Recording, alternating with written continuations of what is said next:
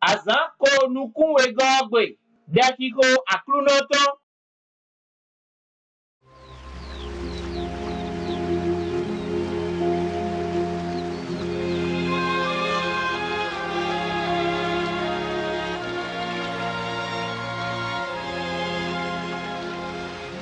Mi le mi nano ko de gbon di le jan plon ran vuton le gbon mi do de ko hun mi no do to mi ton do se kwe nkan to ni sisi akhosudu to ni wa le no isento gon do se kwe ni moro gbede no na ndudu mi na duo mi ai hongbe so ko mi ton so ke mi le mi no so ke me jagodo mi le gbon yi ma don mi do ten pon me o bo gun mi sin nu yan me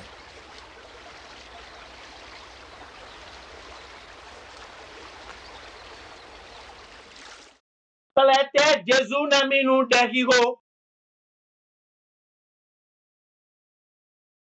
Ne kle ene o si hudia waloi uno zedo kode na egbon.